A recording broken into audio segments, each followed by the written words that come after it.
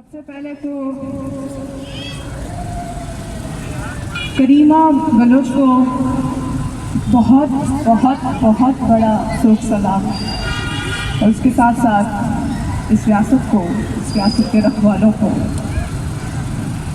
ए जुल्म जबर के मत वालों, तुम हक की राह पे बातिल हो, तुम और नहीं, तुम एक खूनी हो, तुम एक कातिल हो। पूछा जाता है कुलसुम तुमने सियासत कैसे शुरू की, तो मैं कहती हूँ कि मैंने सियासत चुनी नहीं, सियासत ने मुझे चुना। क्यों चुना? क्योंकि हमारे मुल्क में, हमारे सूबे में, मुल्क की तरफ से सूबे में जितने मसाइल हमें दरपेश हैं, उन मसाइल ने हमें मजबूर किया कि हम आज रोडों पर हैं, हम सियासत कर रहे हैं, हमने सियासत सीखी, हम सियासत पढ़ रहे हैं। कहा जा रहा है कि करीमा ने खुदकुशी कर ली। ऐसा लगता है जैसे पाकिस्तान अपने इंटरनेशनल रिलेशन बलोचों के खून से मजबूत कर रहा है अपने मुल्क से। अगर इसी तरह चलता रहा तो वो शायद भूल गए कि ये 70 साल कहानी है, वो दोहराई जा रही है, तसलसल है, ये एक सर्कल है जो ये दोहराई जा रही है, इसके रुकने का कोई नाम नहीं है, क्योंकि ये सर्कल में जा रहा है सब कुछ। और शायद ये भूल गए हैं कि सर्कल की कोई एंड नहीं है, कोई उसका कटिंग पॉइंट नहीं है। आप जितने मारोगे उतनी तहरीकें उभरेंगी, उतनी लोग शहूद जो है उस पर रखेंगे और उस पर बात करेंगे। और आपको खौफ किस चीज़ का है कि लोग आपसे सवाल कर रहे हैं? आज रियासत, ये पाकिस्तान, ये पॉलिसी मेकर, ये हुक्मरान, सबसे पहले तो यहाँ पर मैं सिर्फ इस रियासत को जो है मैं नहीं बोलूँगी कि ये रियासत ही जिम्मेदार है। बलूचिस्तान में अब तक की जितने भी सरकारें आई हैं वो तमाम के तमाम जिम्मेदार हैं कि हम एक महीने में हम कभी 4 बार, कभी 5 बार, कभी 6 बार रोडों पर हैं। क्यों? अपने प्यारों के लिए, अपने लोगों के लिए। हमें लोगों को शहीद किया जा रहा है, हमें लोगों को मारा जा रहा है। और क्या कहा जा रहा है? हादसात हुए। क्या क्या जा रहा है? सुसाइड की। कैसे हम मान लें कि उन्होंने सुसाइड किया है? कैसे? वो इसलिए इस रियासत को छोड़ के वहाँ गई थी कि वो उस कौम की आवाज़ को मज़ीद बुलंद कर सके, इस कौम की जो है वो हक पे बात कर सके। वो कैसे खुदकुशी कर सकती हैं? तो मैं अपनी बात को मुख्तसर करूँगी और सबसे पहले तो मैं इस इन्वेस्टिगेशन को रद्द करूँगी और एक प्रॉपर, एक ट्रांसपेरेंट इन्वेस्टिगेशन की डिमांड करूँगी कैनेडियन अथॉरिटी से। और इसी तरह हमें धोखे दिए जाएंगे, हम इस तरह से अपनी बात रखे जाएंगे। और आज सिर्फ एक करीमा जो है वो बात करिए, अब हज़ारों करीमा लिखेंगे। बहुत शुक्रिया।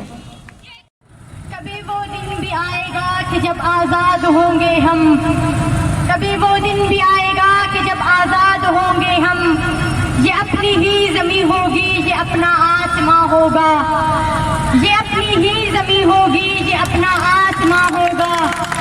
शहीदों के मज़ारों पर लगेंगे हर बरस मेले, वतन पे मरने वालों का यही नामो निशान होगा, यही नामो निशान होगा। लुम्मा-ए-आता,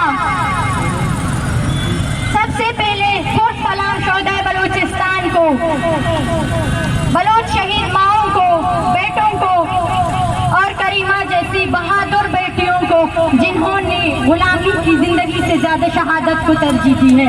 खुद सलाम शोहदाए बलूचिस्तान को।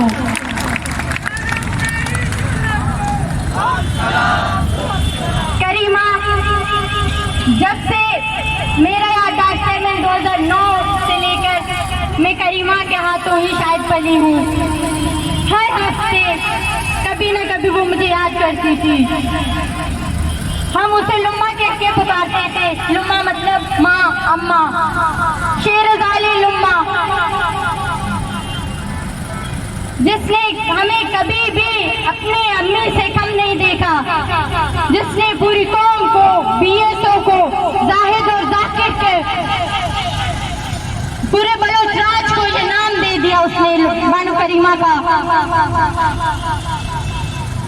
शायद एक्सेप्ट करती हूँ, आपने करीमा को मारकर जायद के केस के आइंदे गवाह को कत्ल किया है शायद, लेकिन करीमा की सोच का क्या करोगे तुम? इसके फिक्र का क्या करोगे तुम? अभी इसका जवाब हजारों की तादाद आप लोगों के सामने है। इस फिक्र का तुम क्या करोगे जिसने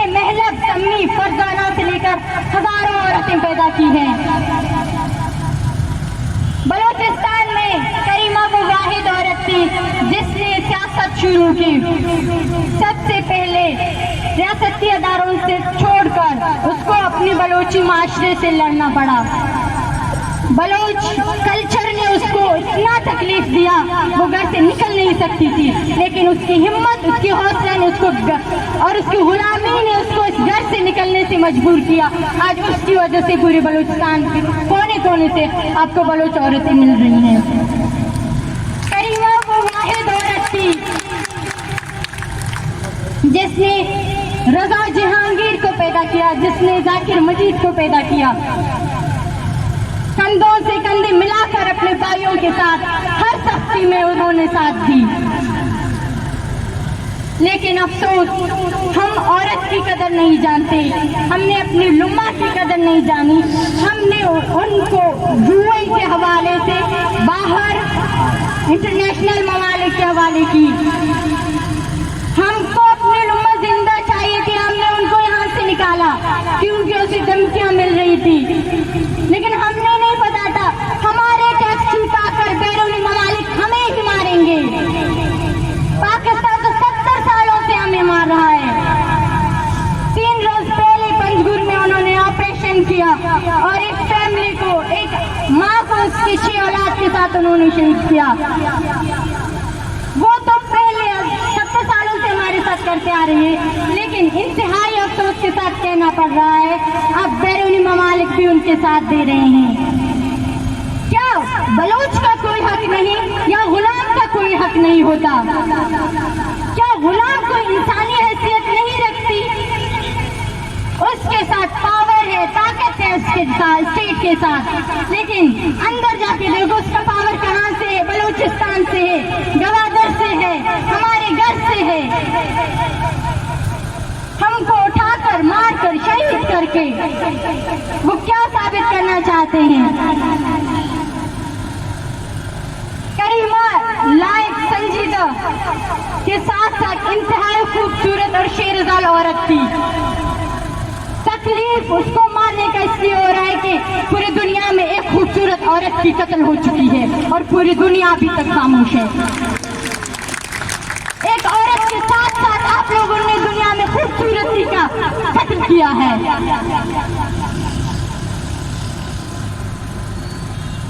बलूचिस्तान में हर रोज माएं मर रही हैं, बेटियां मर रही हैं। हम कैसे जिंदा हो रहे हैं हमें अपना आज और कल का नहीं पता। अभी 1 महीने पहले मैं मशके से आ रही हूँ, वहां पे आपको पता ही नहीं कि पूरी दुनिया है। 20वीं सदी में बलूचिस्तान पता नहीं किस जमाने में जी रही है। आवाज उठाओ तो बोलते हैं दहशतगर्दों। कुछ बचा है करने को, सोचने को, समझने को। बलोच कौम को अपनी ताकत खुद बननी है, अपनी जंग खुद लड़नी है एक दूसरे के साथ होकर। बलोच को अपने आप को मनवाना है। इस दफा इस रैली में हमने यूएन के नारे नहीं लगाए।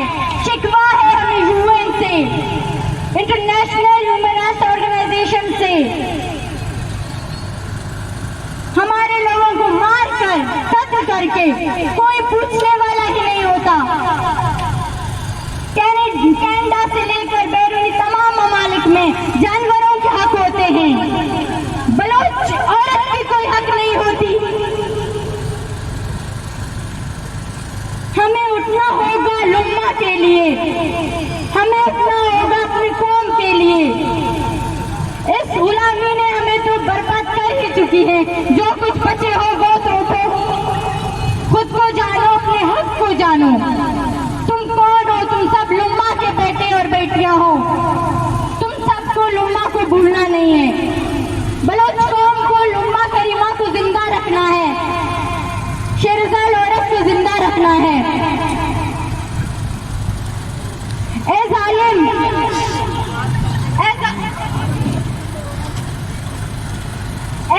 तुमने हमसे ऐसे हीरे छीने हैं, बहुत लंबा हिसाब है। तुम्हें हिसाब देना होगा राशिद हुसैन का, तुम्हें हिसाब देना होगा साजिद हुसैन का, तुम्हें हिसाब अहल करीमा का मुजाहिमत जिंदाबाद, बलूच जिंदाबाद।